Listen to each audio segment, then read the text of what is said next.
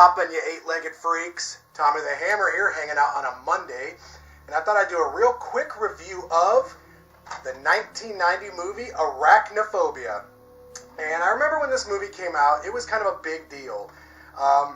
Back in the day, predominantly in the 80s, and in this case the early 90s, these types of films were really popular. The basic premise is pretty simple. Small town infested by either aliens, monsters, or in this case, spiders. And there's always a likable lead.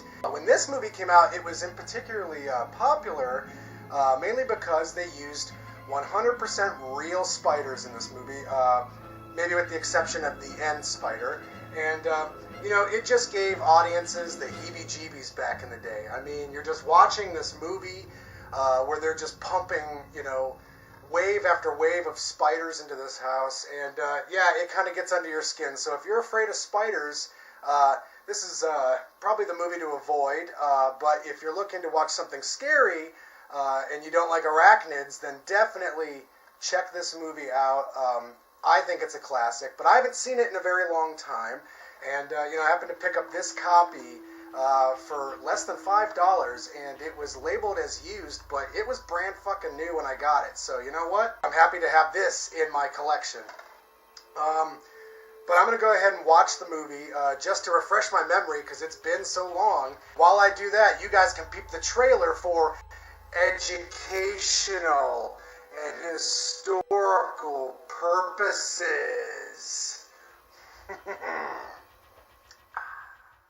The Jennings family has just moved to the small town of Canaima.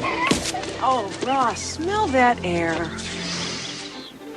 Oh, God. In search of a simpler life. Want to blow up a bullfrog? Okay. It's the perfect place. Goodbye crime, goodbye grime. Except for one pesky little problem. Come with me and look at the web. The web? I have a Terrible fear of spiders. Come on, we live in the country now. It's time to work through this irrational, paralyzing terror.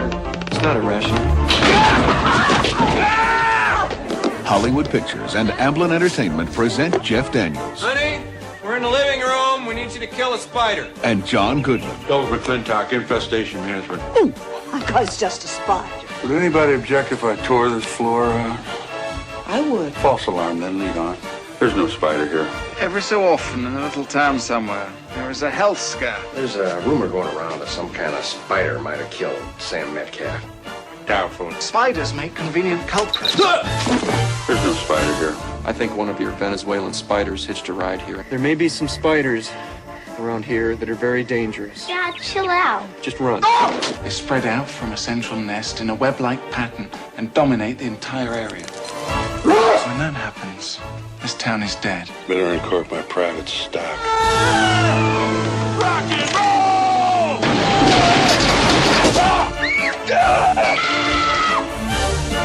Hollywood Pictures and Amblin Entertainment present Arachnophobia. 8 legs, 2 fangs, and an attitude. Perk up, Lloyd. If we find the spider that did this, you can arrest him. Arachnophobia, a thrill-omedy.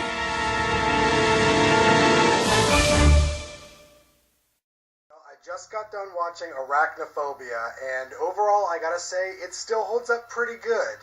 I remember this movie being fun back in the day, and it's still a lot of fun today. However, some of the special effects are a little outdated. A few of the spiders look like blatant puppets. But for the most part, this movie keeps its integrity by using real spiders. Overall, though, I like the actors a lot in it. Jeff Daniels, John Goodman, even Julian Sands' little cameo is interesting. So overall, I feel like the story's pretty good. It's conventional, but the actors are likable, and each character's story is, definitely engaging, enough in a likable sort of way. So it's not one of those like cheesy monster movies that just throws the spiders at you. There's actually some heart and soul and dedication into these specific characters that makes the audience kind of care about them. But overall, this is just a good old-fashioned popcorn fun, late-night horror movie that's perfect, actually, for the entire family. It's scary. There's some deaths in it, but it's nothing that, would terrify the kids. But, out of 10 stars, I gotta say, I'm gonna give this one about 7 stars. It's a pretty solid B movie, and if you're looking for a good, film about spiders, a good horror film about spiders, then check out this one. It's pretty good.